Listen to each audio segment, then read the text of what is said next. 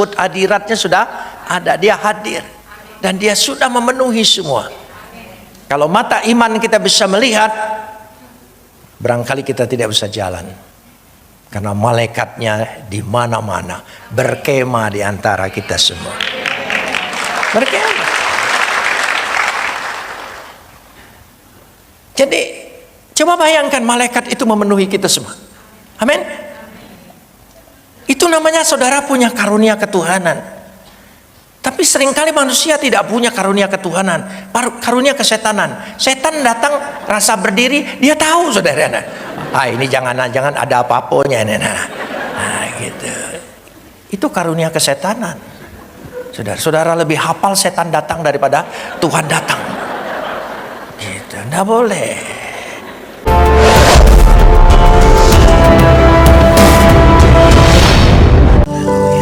Besem haab we haben werwa hakodes Elohe Eha.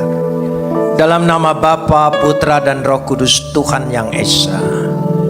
Bapa di sorga, Tuhan kami Halik langit dan bumi, Bapa kekekalan, Tuhan yang menciptakan langit, bumi, laut beserta isinya, serta tidak pernah meninggalkan perbuatan tangannya.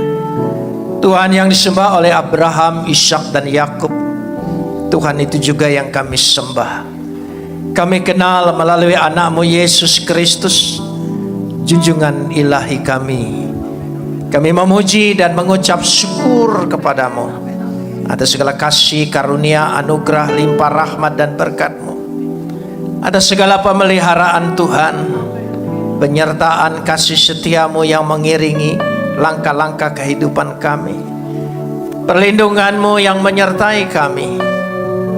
Untuk itu kami mau menaikkan ucapan syukur kami yang tak terhingga kepadamu, seraya senantiasa menyerahkan diri kami di hadapan Engkau, sebab di dalam Engkau kami akan terpelihara dengan sempurna, karena Engkau adalah pemelihara yang kekal. Saat ini di tengah-tengah persekutuan ibadah kami, di hadirat Tuhan yang telah turun di tengah-tengah ibadah kami ingin meneduhkan hati kami, menundukkan pikiran kami kepada otoritas kedaulatan firman-Mu, karena firman-Mu itulah yang mengandung segenap janji-Mu yang akan Kau berikan bagi kami, menjadi milik kami, karena Roh-Mu itu sendiri yang akan mengerjakannya di tengah-tengah pewartaan ini. Terima kasih Bapa. Dalam nama Yesus kami berdoa. Amin. Silakan duduk.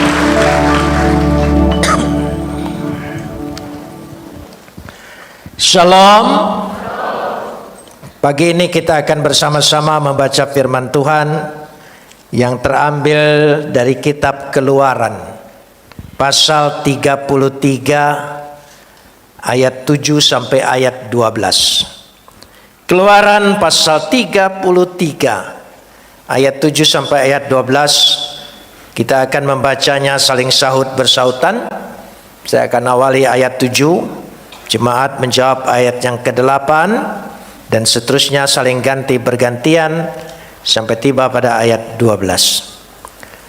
Sesudah itu Musa mengambil kemah dan membentangkannya di luar perkemahan, jauh dari perkemahan, dan menamainya kemah pertemuan.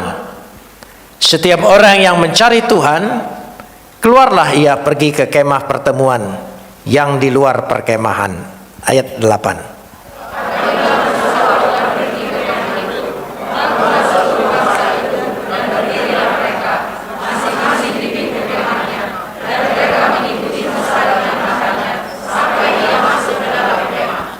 Apabila Musa masuk ke dalam kemah itu, turunlah tiang awan dan berhenti di pintu kemah, dan berbicaralah Tuhan dengan Musa di sana. Setelah seluruh masa itu melihat bahwa tiang awan berhenti di pintu kemah, maka mereka bangun dan sujud menyembah masing-masing di pintu kemahnya. Dan Tuhan berbicara kepada Musa dengan berhadapan muka seperti seorang berbicara kepada temannya. Kemudian kembalilah ia ke perkemahan, tetapi abdinya Yosua bin Nun, seorang yang masih muda, tidaklah meninggalkan kemah itu. Lalu berkatalah Musa kepada Tuhan,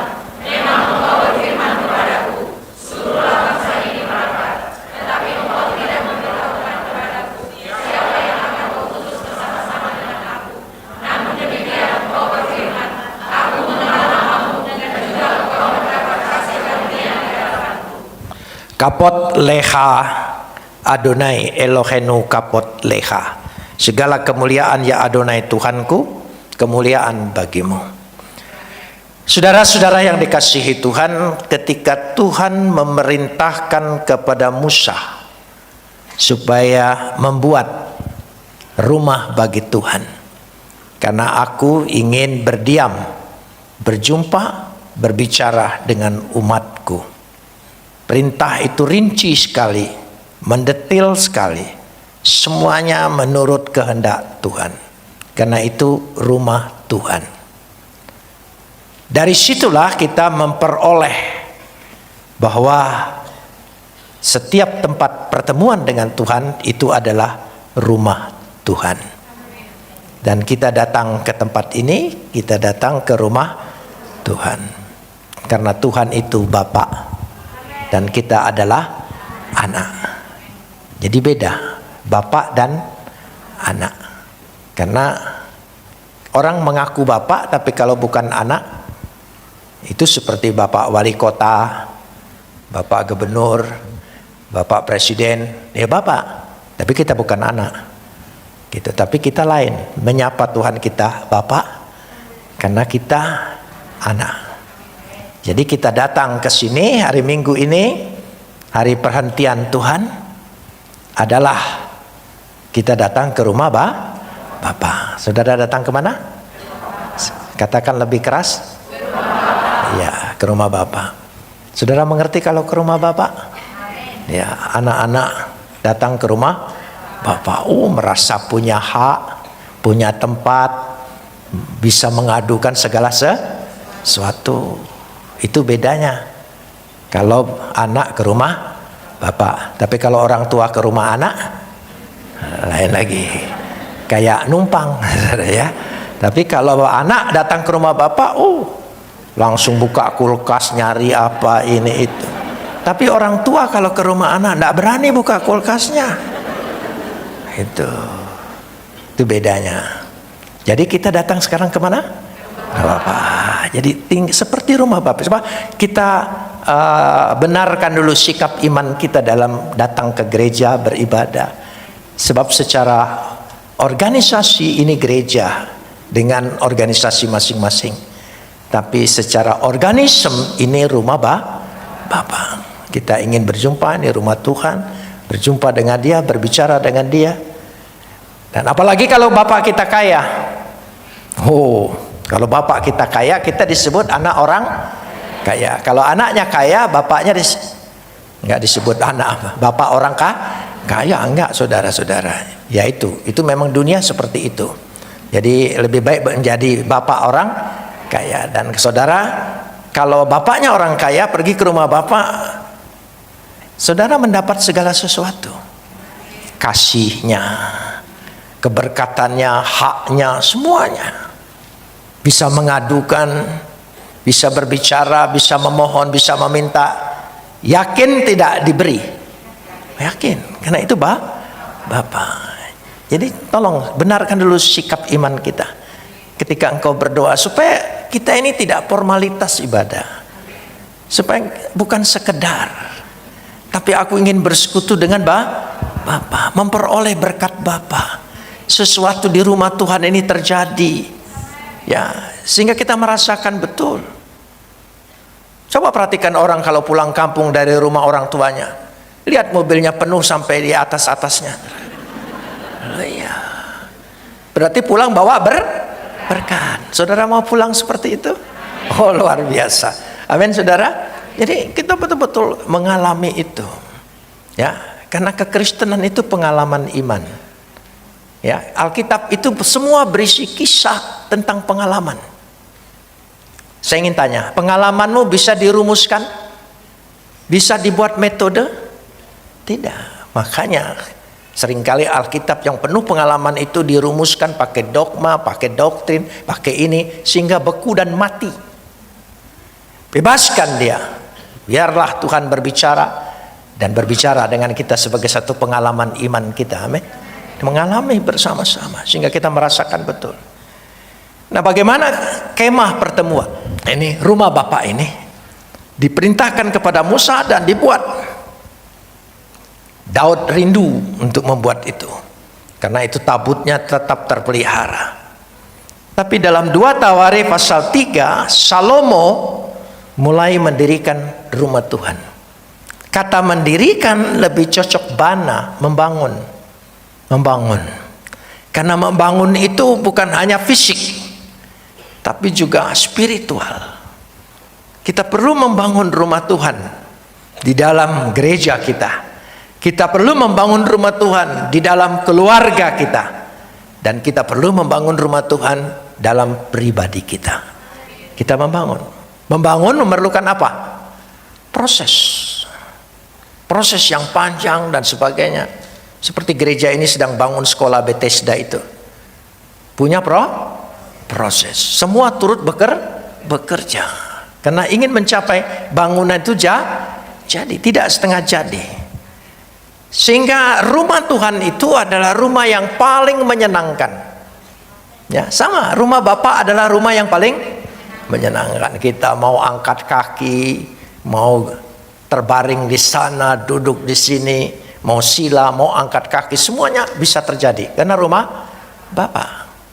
Tapi kalau Bapa ke rumah anak, sungkan, mau langsung tidur, rebahan, malu dengan mantu. Loh, iya, ini dan itu kalau di rumah sendiri. Itu kita lihat. Jadi mengapa dalam Mazmur 84 ayat 1, saya ingin menjelaskan itu dulu supaya ketika kita masuk dalam bacaan ini kita mengerti dasar-dasarnya. Mazmur 84 ayat yang 1. Kita lihat di situ. Untuk pemimpin biduan menurut lagu Gitit Mazmur Bani Korah. Tolong sambung. Betapa disenangi tempat kediamanmu, ya Tuhan semesta alam. Bagus sekali. Betapa disenangi tempat kediamanmu, ya Tuhan. Mayedidot miskenotecha. Miskenotecha. Tempat kediaman. Ya, bukan tempat kontrakan, bukan tempat kos-kosan, betul-betul tempat berarti tempat kediaman. Miskoneteha artinya tidak pindah, tempat tinggal. Dia tinggal di gereja ini kekal, dia tinggal dalam keluarga kita tetap, dia tinggal dalam diri kita selama-lamanya. Itu dia tidak pernah meninggalkan kita. Ya. Jadi saudara mungkin tinggalkan Tuhan, tapi dia tidak akan tinggalkan. Kata miskenoteha itu berakar dari kata mishkan. Mishkan itu berakar dari kata sahan. Sahan itu artinya tinggal. Diam. Ya, sehingga disebut sama dengan akar kata shekinah. Tempat Tuhan menyatakan dirinya, tempat Tuhan menampakkan dirinya. Dan miskenoteha itulah tempat kediaman itu turun ke tengah dunia ini.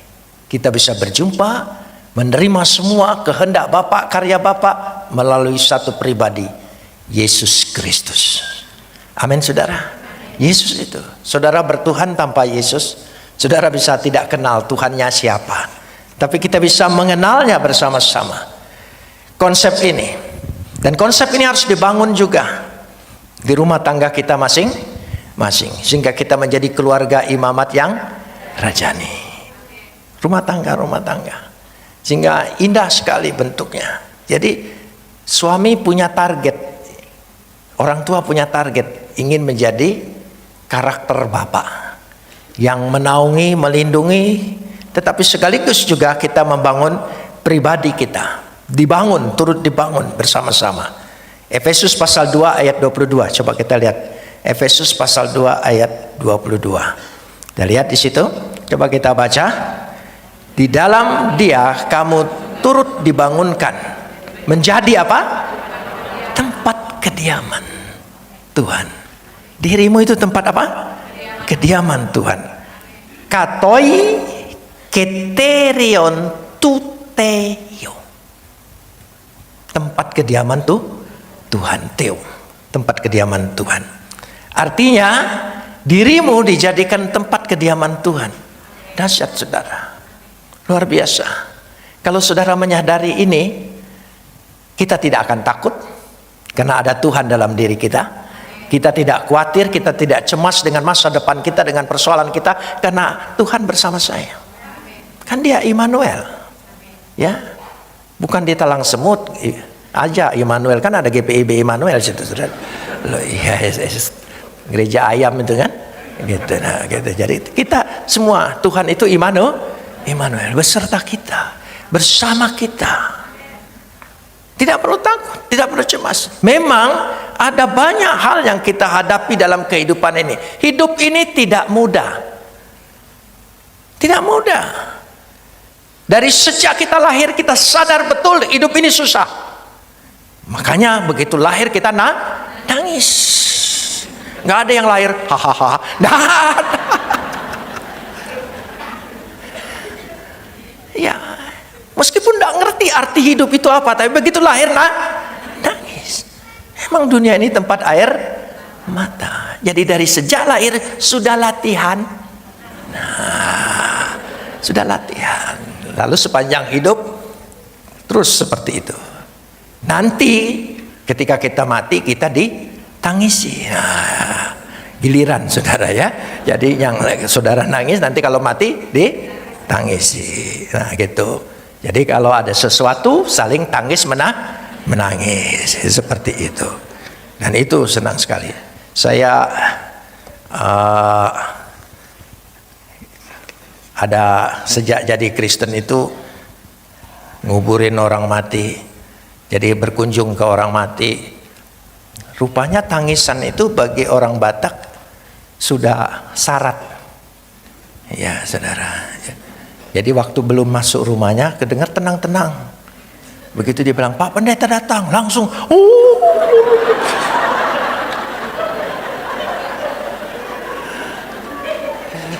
tadi tenang. Begitu dikasih tahu Pak Pendeta datang, langsung istrinya dan keluarga itu. Saya tidak tahu itu air mata apa itu. Mungkin sudah adat istiadat. Lain lagi Manado. Ya, lain lagi Manado. Itu pengalaman saya. Gitu. Karena di Palembang tidak katik mak itu gitu. Gitu. Jadi itu pengalaman saya. Datang ke Manado. Yang meninggal adiknya nangis. Sudah tua ini. Gitu. Yang meninggal kebetulan namanya Kori. Kenapa Pengana meninggal duluan? Gitu, aku udah ada lagi tempat marah. Gitu. Untung dia mati duluan, saudara ya. Nah, sudahlah. Rupanya memang hidup ini air mata. Air mata. Yesus sanggup menghapus air mata itu. Amin, saudara. Dia menolong kita. Nah, kita pergi ke rumah Tuhan sekarang ini. Untuk apa? Mari kita mulai baca lagi ayat 7 bacaan kita. Baru mulai ini. Baru mulai ayat 7 gitu. Itu tadi basa-basi dulu gitu. Sekarang baru ayat 7. Yang pertama kali kita harus tahu di sini pada ayat 7, sesudah Musa mengambil kemah dan membentangkannya di luar perkemahan, jauh dari perkemahan, dan menamai kemah pertemuan. Ya, pokoknya kemah gitu. Mungkin Musa dulu pandu. Setiap orang yang mencari Tuhan, rupanya mencari Tuhan. Bahasa yang tepat saya tidak perlu jelaskan detail, nanti menghabiskan waktu. Ya, adalah tidak ada lain berjumpa dengan Tuhan, bersekutu dengan Tuhan, memohon dengan Tuhan, meminta dengan Tuhan, dan memerlukan Tuhan. Saudara perlu itu? Ya, buat daftar permintaan. Buatlah daftar. Katakan dalam hatimu, supaya engkau pulang nanti kita bisa lihat apa saja yang kau ucapkan dalam permintaanmu ketemu Tuhan itu tidak pernah sia-sia, tidak pernah diabaikan, Tidak pernah. Tapi jelas betul dikatakan di situ. Yang kedua, setelah ayat 7 ini, ya, yang pertama tadi buat berjumpa dengan Tuhan. Mencari itu bukan Tuhan sembunyi, saudara. Mencari di sini lebih tepat adalah berjumpa dengan Tuhan, bertemu dengan Tuhan, bersekutu dengan Tuhan, memohon kepada Tuhan, meminta kepada Tuhan, memerlukan Tuhan. Yang kedua adalah ayat yang ke-9, dan langsung pada ayat 9. Apabila Musa masuk ke dalam kemah itu, turunlah tiang awan dan berhenti di kemah, pintu kemah itu, dan sambung, berbicaralah Tuhan dengan Musa. Jadi dikatakan dengan seras kini, artinya datang ke sini untuk mendengar suara Tuhan. Sekali lagi apa? Suara Tuhan. Ketika firman Tuhan diberitakan, ini suara Tuhan. Suara Tuhan, dia yang berbicara. Ya, firman Tuhan. Kita ingin mengerti, makanya ketika kita ya mendengar firman Tuhan, itu betul-betul. Saya ingin sekali jemaat itu, meskipun sudah modern di HP, ada Alkitab, bawa Alkitab jauh lebih baik. Saudara, bawa Alkitab jauh lebih baik. Karena membaca dan melihat dan masuk ke dalam, oh itu termeterai. Termeterai. Sebab kalau di HP, saya takutnya ya, segitu baca langsung TikTok. Gitu. Takutnya gitu. Nah gitu. Jadi itu. Jadi turun, berhenti dan mendengar, berbicara Tuhan dengan Musa. Dia berbicara. Tuhan yang berbicara, bukan kita. Sama dengan Samuel. Samuel, Samuel. Ya Tuhan, berbicaralah, hambamu mendengar. Kita lain. Ya Tuhan, dengarlah hambamu bicara. Gitu. Kita lain. Tuhan bilang banyak ngomong kau ini ya. Begitu. Nah, sudah. Jadi dia berbicara. Dengarkan Tuhan bicara. Dia janji semua. Dia tegaskan semua. Dia tegaskan. Dia maklumatkan. Dia beritakan. Ya. Di situ menegaskannya. Yang ketiga, setelah kita dengar suara Tuhan, ya, yang ketiga ini. Jadi satu tadi bersekutu dengan Tuhan. Yang kedua, mendengar suara Tuhan. Apa akibatnya? Yang ketiga, mendapat jamahan hadirat Tuhan. Amin, saudara. Semua dijamah oleh Tuhan. Amin. Nah, coba saudara ingin dijamah satu persatu. Aku udah baca. Nah, satu ini. Bisa bengkok tangan saya, saudara. Saudara. Tapi Tuhan secara roh saat ini sedang menjamahmu. Lewat hadiratnya yang telah turun. Ketika di awal ibadah ini hadiratnya sudah ada. Ketika namanya disebut hadiratnya sudah ada. Dia hadir. Dan dia sudah memenuhi semua. Kalau mata iman kita bisa melihat, barangkali kita tidak bisa jalan. Karena malaikatnya di mana-mana berkemah di antara kita semua. Berkemah. Jadi coba bayangkan malaikat itu memenuhi kita semua. Amin. Itu namanya saudara punya karunia ketuhanan. Tapi seringkali manusia tidak punya karunia ketuhanan, karunia kesetanan. Setan datang rasa berdiri, dia tahu saudara. Ini jangan ada apa-apanya. Nah, gitu. Itu karunia kesetanan. Saudara lebih hafal setan datang daripada Tuhan datang. Gitu, enggak boleh. Kalau ada apa-apa gitu, maklumlah namanya. Ada kilat seperti itu, seperti ada sekelebat bayangan gitu kan, ada kan? Kadang-kadang itu memang permainan mata. Jangan saudara pikir, ada siapa lewat. Jangan-jangan yaiku datang. Kenapa sih orang beriman lebih percaya hadirnya setan daripada hadirnya Tuhan? Susah, saudara. Coba. Jadi kalau ada berdiri sedikit, ada apa? Ada malaikat. Karena dia makhluk surgawi yang memang rada beda hawanya. Coba saudara, jadi setiap ada bayangan, oh malaikat Tuhan. Beda, imanmu beda, mantap. Di tempat gelap aja dia ngelewat.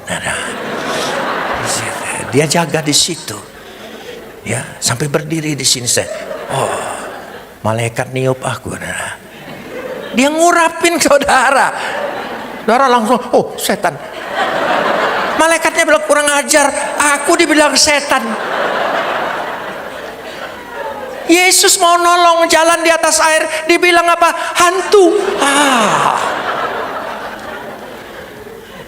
Nah itu, mulai sekarang rubah. Kita merasakan betul-betul kita yang harus merubah. Saudara rasakan hadirat Tuhan. Ketika kita mulai ibadah sampai hari, hadirat Tuhan itu memenuhi kita.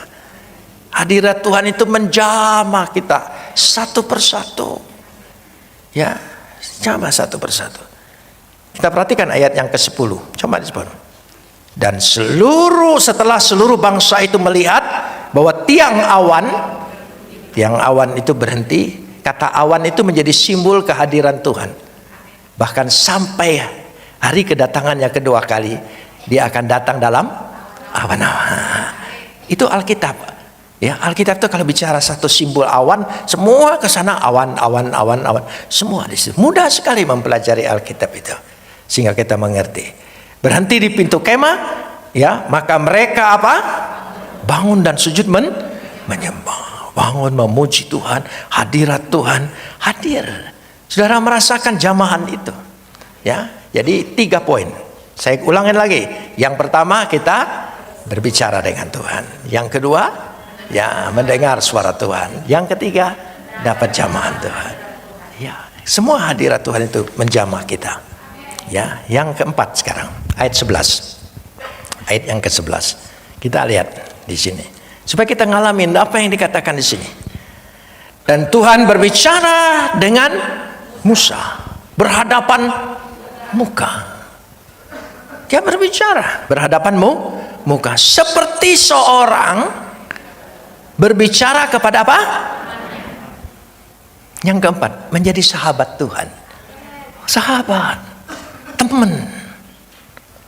Tuhan tidak jaga jarak. Saudara, dia sebagai sahabat. Di sini teman. Saya lebih suka pakai kata sahabat. Saudara pernah punya sahabat? Bagaimana bicara dengan sahabat? Luar biasa. Ya, saya sebagai hamba Tuhan punya sahabat 3. Saya memang agak sedikit sahabat. Gitu. Yang lain tahu bukan sahabat. Gitu. 3 sahabat saya sayang sekali. Sejak COVID hilang semua. Gitu. Ya, Pendeta Alex Abraham dari Betani. Ya, kedua, saya punya sahabat di Solo, namanya hampir sama, Yusuf Arianto juga pergi. Yang ketiga di jemaat sendiri saya punya sahabat, ya dari awal sama-sama di penjara, ya terus meninggal juga, Gobin Melwani, orang India. 3 sahabat saya meninggal. Kalau bicara dengan sahabat gimana? Segala rahasia ditumpahkan. Segala sesuatu dibicarakan. Wah, terjaga. Jaga rahasia. Nah, jarang kenapa punya sahabat. Jangan sembarangan percaya. Rahasiamu diomongin. Nanti besok nyebar di jemaat. Oh si itu tuh suaminya ndak balik-balik. Pakai sedikit tema yang sedikit rohani. Doain ya, suami si Siska tuh ndak balik-balik ya. Itu bukan pokok doa, itu ngomongin orang. Makanya mulai sekarang jangan sembarangan berbicara tentang pribadimu, apalagi masuk status. Ya, lebih baik bicara dengan sahabat kita siapa? Tuhan. Bicara dan siapa? Ngadulah, dia akan jaga rahasia. Ya, dia bukan hanya jaga rahasia, dia memulihkan segala sesuatu. Dia berikan jalan keluar, dia berikan pertolongan. Itu dia, sahabat. Sahabat saya selalu tanya. Itu. Yang sekarang sudah tidak ada. gitu ya. Egois dia, mati duluan, nggak ngajak-ngajak. Orang yang mati duluan itu egois loh, saudara. Gitu, mestinya kita duluan itu ya. Ini dia duluan, saudara. Dia sudah senang-senang di sana. Gitu. Lalu dia ngomong, capek lah kau Ron, katanya. Ya, sahabat saya suka panggil saya Ron nih. Gitu, capek lah kau Ron. Tapi kadang-kadang dia, kau tuh perlu apa? Kan kamu hamba Tuhan, tidak ada mata pencarian. Kejemnian ngomongnya, saudara. Mentang-mentang dianya pedagang, pengusaha, kau perlu apa? Nah, aku udah cukup dari Tuhanku. Cukuplah, Tuhan pasti memenuhi keperluanku. Gitu.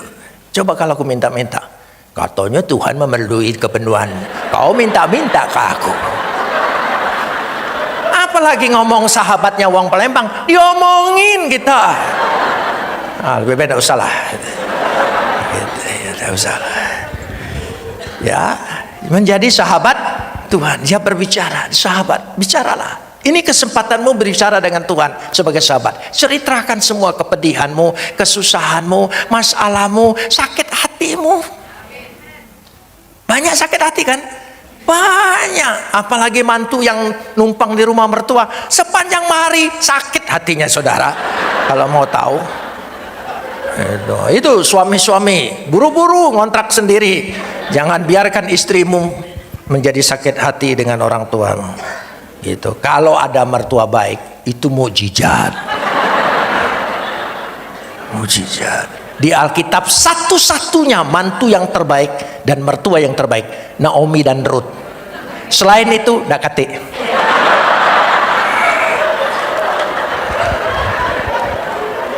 Nah, kita baca ayat 11b. Tetapi abdinya Yosua bin Nun, seorang yang masih muda, tolong sambung, tidaklah meninggalkan. Kenapa? Ngobrol dengan sahabat itu apa?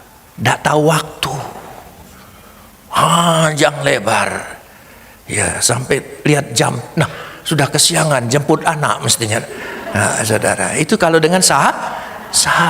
Jadi tidak ada orang rasa, ibadah inilah munian. Ya, sudah mau cepat. Makanya giliran lagu terakhir suaranya kenceng gitu. Karena mau cepat-cepat pulang. Bapak terima kasih. Sudah tahu sudah gitu. Gitu. Ada rasa sahabat, rasa siapa? Rasa tukang pajak yang datang masalahnya, saudara. Tapi rasa sahabat itu dari situ. Nah, lalu yang kelima, saudara pasti dikenal Tuhan. Karena itu pasti memperoleh sesuatu. Setiap berjumpa Tuhan tidak mungkin tanganmu hampa dan pulang dengan sia-sia. Pulang pasti memperoleh. Katakan memperoleh. Katakan apa? Saudara pasti memperoleh. Coba kita lihat. Memperoleh. Ada yang didapat. Ya, penghiburan, keselamatan, kepastian, segala sesuatu. Saya beberapa bulan yang lalu ada satu diskusi lintas iman. Saya ditanya, gitu, bagaimana tentang keselamatan? Saya bilang saya percaya lewat Yesus pasti masuk surga. Kaget dia. Masuk surga pasti. Enak aja. Dari mana saudara bisa pasti? Ya pasti. Gitu. Memangnya surga punya bapakmu? Ya betul, saya bilang. Surga punya bapakku. Karena aku berdoa Bapak kami emang punya bapakku.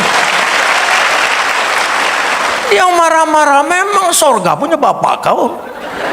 Ya memang punya bapakku. Ya. Dia bilang banyak tempat di tempatku. Aku sudah siap. Jadi nanti ndak akan kehabisan kapling. Saudara, banyak aku pergi untuk menyediakan tempat karena di rumah bapakku banyak tempat. Ya, saya sudah minta di Hook. Ya, belakangnya danau. Udah minta tempat parkirnya besar.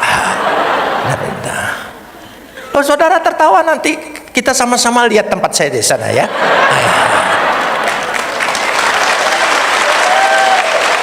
Iya. Lebih baik menghayal rohani dari menghayal harta orang. Tempatnya besar nih, jangan-jangan korupsi apa dia? Ya, kalau enggak korupsi apa? Jangan-jangan dia dukun apa ini? Tidak ada dukun yang kaya, percayalah saudara. Kenapa percaya cari kekayaan ke dukun, sementara dukun seluruh dunia miskin semua, saudara? Heran itu ya. Itu bodoh tidak berhenti-berhenti. Memperoleh ayat 12. Kita lanjutkan ayat 12. Kita lanjut dulu ayat. Ketawa boleh tapi jingok ayat. Yang penting tuh ayatnya ya. Lalu berkatalah Musa kepada Tuhan, memang engkau berfirman kepadaku, suruhlah bangsa ini berangkat, tetapi engkau tidak memberitahu kepadaku siapa yang akan kuutus bersama-sama dengan aku. Namun demikian engkau berfirman, aku mengenalmu, dan juga engkau apa? Mendapat. Engkau mendapat apa? Bukan diambil, bukan dipajakin, bukan. Mendapat kasih karunia. Arti kasih karunia itu luas tak terbatas, tidak bisa dirumus, ya, tidak bisa dibuat batasan apapun. Itu kasih karunia. Engkau mendapat kasih karunia. Aku mengenal namamu, mengenal pribadimu. Dia kenal, dia kenal, dia kenal. Namamu sesulit apapun, kenal. Nama saya paling sulit ditulis orang. Gitu. Makanya aku ke Palembang nih nak memperbaiki akte lahir. Salah dia nulis tuh. Ya, namaku Abu Bakar Masyhur. Yusuf Roni. Ditulis Abu Bakar Masyhur. Ngerubah dia.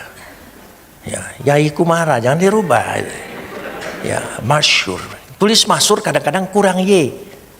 Itu masyhur gitu. Salah, itu shin gede. Shin masyhur. Itu. Nanti artinya lain. Itu. Wah, jadi Tuhan itu kenal. Mau namamu tambah OE, mau namamu tambah apa saja, dia tahu, dia kenal. Pribadi-pribadi kita satu persatu, amin. Dia kenal, dikenal oleh Maha Kuasa. Dahsyat saudara, luar biasa. Bukan kita yang kenal, ngaku-ngaku Tuhan. Aku tidak kenal kau katanya. Gitu, ngaku-ngaku baik. Ya kan nanti seperti itu. Tuhan bilang, ngomong Tuhan, aku tidak kenal kau. Tapi ini ayat, dia kenal kita. Aku mengenal engkau. Yang kalau ke gereja duduk di situ, dia tahu, gitu, duduk di situ.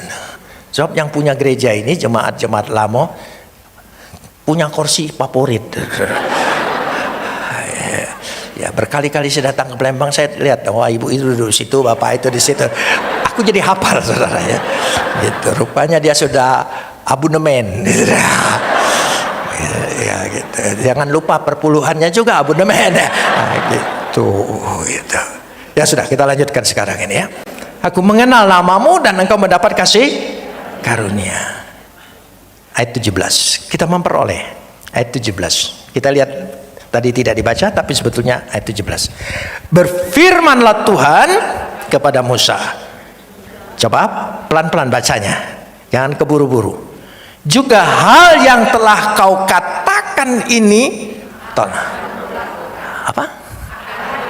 Maka tadi saya suruh buat daftar doa. Apa saja yang kau katakan, kata Tuhan apa? Akan ku lakukan. Dahsyat. Amin. Saudara tidak pulang dengan sia-sia. Ya, karena sudah didengar oleh Tuhan. Mendengar suara Tuhan, Tuhan sudah berkata, apa saja yang kau katakan akan ku lakukan. Ya makanya hati-hati dengan kata-kata. Kalau ketipu orang, jangan bilang, aduh sial, nanti akan kulakukan kesialanmu itu. Jadi kalau ditipu orang bilang apa? Gitu. Bilang apa kalau sudah ketipu, kebohongin segala macam. Sekarang kan penipu banyak sekali, apalagi lewat HP. Banyak sekali. Tiba-tiba ada kiriman dari siapa? Gitu. Oh, banyak. Gitu. Makanya yang jarang penipuan itu di desa. Gitu. Karena di desa nggak ada sinyal. Selagi ada sinyal banyak penipuan. Jadi puji Tuhan. Tuhan pasti ganti. Berfirmanlah, ya, dikatakan di situ juga hal apa yang kau katakan, ya, akan kau lakukan. Saudara percaya? Ya, Tuhan pasti lakukan. Pasti. Amin. Karena yang ngomong ayatnya bukan saya. Ayatnya, dan saya sangat iman, sangat percaya apa yang tertulis, apa yang Tuhan katakan, kan itu Tuhan berfirman. Ya, Tuhan berfirman, dikatakan dengan jelas sekali. Berfirmanlah Tuhan kepada Musa. Hari ini saya baca, berfirmanlah Tuhan kepada Yusuf Roni, Abu Bakar Masud Yusuf Roni, juga hal yang telah kau katakan ini akan, kunya besar atau kecil? Besar. Tuhan yang melakukan. Tiada mustahil bagi dia. Dia sanggup. Amin. Loh ya. Tidak ada yang sukar. Setiap yang sukar bukan berarti tidak mustahil. Setiap yang sulit bukan berarti tidak mungkin. Amin, saudara. Ingat itu. Ya, setiap yang sukar bukan berarti mustahil. Setiap yang sulit bukan berarti tidak mungkin. Amin, saudara. Ya, jadi yang penting itu seringkali kita melihat sesuatu yang sulit itu membuat aku takut. Bukan karena kau takut maka dia jadi sulit. Nah, itu. Jadi jangan takut. Lakukan itu. Jadi disitulah letaknya. Karena Tuhan mendapatkan kasih karunia. Lalu yang keenam, berkat-berkat mengalir dari rumah Tuhan. House of blessing. Ya, rumah berkat. Amin, saudara. Loh ya. Kalau datang ke sini itu berarti saudara datang ke gudangnya Tuhan. Nah, apa yang kau perlukan? Di situ ayat 14. Di berkat-berkat Tuhan. Ayat 14 apa saja berkat-berkat Tuhan? Ya, berkat-berkat Tuhan. Ayat yang pertama ayat 14. Ya, aku sendiri hendak membimbing engkau dan memberikan apa? Ketentraman, damai sejahtera. Luar biasa. Dia memberikan ketentraman, ketenangan. Ya, tadi pagi saya berbicara itu. Walaupun perahu rumah tanggamu, perahu hidupmu diombang-ambing oleh ombak, jangan panik, jangan takut. Yesus masih ada dalam perahumu. Iya, murid-murid itu bodoh sekali. Yesus ada, gitu. Tapi dia tidur. Kenapa dia tidur? Bagi dia kecil soal ombak nih. Tidur, baik aku katanya. Nah, gitu. Begitu bangun cepat hardik. Saya belajar dari cara Yesus ini. Begitu banyak masalah. Ya, udah. Tidak. Tuhan, selesaikan perkaraku sementara aku tidur. Amin, saudara. Iya, kita lain. Begitu banyak masalah, tambah tidak bisa. Tambah pusing, darah tinggi naik, jantung berdebar. Iya, rugi banyak. Mulai sekarang, coba teori Alkitab ini. Ada masalah? Tidur. Saudara. Jadi kalau saudara ribut-ribut nak mana? Aku nak tidur bayar. Selesai. Kalau ada yang ngajak bertengkar gini-gini, tinggalkan bayar. Aku tidur ya. Biarkan itu nanti selesai. Di situ letaknya. Lalu kita lihat di sini dia memberikan ketentraman. Ayat 19. Ayat 19 luar biasa. Saudara pulang dengan ayat 19 ini. Tetapi apa? Firman-Nya. Jadi yang ngomong ini bukan janji palsu, saudara. Firman-Nya. Aku akan melewatkan apa? Segenap kegemilanganku dari depanmu dan menyerukan nama Tuhan di depanmu. Aku akan memberi kasih karunia kepada siapa yang kuberi kasih karunia dan mengasihani kepada siapa? Ya, kalau hati-hati ayat ini ya. Aku akan apa? Melewati kegemilanganku. Saudara ngerti maksud melewat? Aku pamer kegemilanganku. Aku menyediakan kegemilanganku. Jadi dia lewat. Sekarang ini dia sedang kejayaanmu, kemenanganmu, ya, kegemilanganmu. Amin. Dia lewat. Ambil. Amin, saudara. Ambil. Supaya itu tidak pawai aja. Saya kasih contoh yang gampang. Pernah makan di Sushi Tenda? Ada enggak di Palembang? Nah, aku enggak iklan restoran itu. Tahu kalau ke Sushi Tenda, makanan itu lewat. Kalau kau lewat, tidak dapat kah? Kalau kamu mau, amin. Nah, sekarang seperti itu. Ya, ini bukan Sushi Tenda ini, saudara ya. Ini ya sedang kegemilangan Tuhan sedang dipamerkan. Sedang hadir, sudah tersedia lewat di hadapanmu. Imani, ambil kemenangan bagianmu, kemuliaan bagianmu, kekayaan bagianmu, semuanya. Nah, itu firman Tuhan. Kegemilangan. Tapi bahasa Indonesianya terlewatkan. Ini agak sedikit salah, tapi sekarang sudah ada Alkitab gelombang kedua, perbaikan. Terus bahasa itu perlu diperbaiki. Gitu. Sebab banyak bahasa-bahasa yang dulu, ya, banyak orang nggak hafal gitu. Anak-anak saya ketemu ponakan ngomong bahasa Palembang saya diketawain. Aku bilang, makanlah jangan kepunan. Apa dia kepunan? Itu kau bukan wong Palembang asli, dah ngerti kepunan segala macam ya. Nah, yang ngerti sahabatku itu. Jadi sudahlah. Dengan demikian kita bisa melihat bahwa Tuhan menyediakan. Ya, bukan lewat dalam arti lewat hanya sekedar lewat, tapi menyediakan. Ketika engkau ibadah, semua kegemilangan itu sudah disediakan. Saudara ambil dalam nama Yesus. Engkau memiliki, ya, supaya kita beriman, coba kita pakai praktek. Amin, saudara. Ya, sebab anak-anak tuh perlu dipraktikkan. Kalau enggak dipraktikkan, diam aja. Makanya kalau berdoa bersyukur, angkat tanganmu. Tuhan, berikan saya rezeki. Ya, tadahkan tanganmu. Jangan begini aja, diam aja, enggak ngerti ini. Apa maunya diam aja gitu. Itu karena di Eropa orang Kristen musim salju dingin. Supaya menghangatkan tangannya, tangan bertemu tangan. Itu enggak nyindir aku. Tapi tolong kita robah sedikit. Nah, karenanya kita baca sekarang Mazmur 118 ayat 26. Mazmur 118 ayat 26. Sudah? 118 ayat 26. Diberkatilah dia yang datang dalam nama Tuhan. Sambung. Kami memberkati kamu dari dalam nama Tuhan. Begitu masuk, begitu keluar, berkat disertaimu. House of blessing. Dari rumah Tuhan mengalir berkat-berkat Tuhan. Berkat kesehatan, kekuatan, amin. Pikiran yang sehat, rezeki yang berlimpah, amin. Ya, orang bilang, oh ini matrean segala ngomongin itu. Dara apalagi? Bukan soal matre, tidak matre.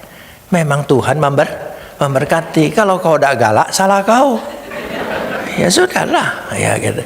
Jadi Tuhan memberkati kita. Semua mengalir dari kehidupannya. Kita lanjutkan. Diberkati dia yang datang dalam nama Tuhan. Saudara datang karena Tuhan, amin. Saudara pulang mendapat berkat dari rumah Tuhan. Tidak seorang pun kembali dengan sia-sia. Mari kita berdoa.